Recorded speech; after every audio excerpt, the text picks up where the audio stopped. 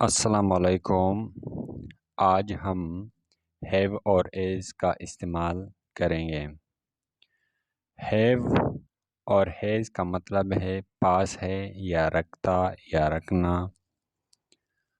اب ہیو کن چیزوں کے لیے استعمال کیا جاتا ہے، کس سبجیکٹ کے لیے استعمال کیا جاتا ہے؟ آئی، وی، یو، دے، ان کے لیے جو ہے آئی کا استعمال ہیو کا استعمال کیا جاتا ہے، اور ہی، شی، اٹ یا کوئی بھی نام ہو اس کے لیے ہیز کا استعمال کیا جاتا ہے۔ اب آئی ہیو اے بک، میرے پاس ایک کتاب ہے۔ وی ہیو اے کار، ہمارے پاس ایک کار ہے۔ یو ہیو اے پین، آپ کے پاس ایک قلم ہے۔ دے ہیو اے بال، ان کے پاس ایک گیند ہے۔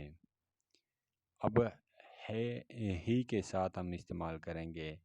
ہی ہیز اے ٹیبل، اس کے پاس ایک ٹیبل ہے۔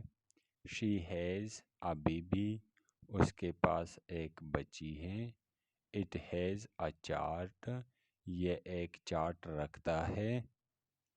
Ahmed has a bike, Ahmed ایک بائک رکھتا ہے یا احمد کے پاس ایک بائک ہے۔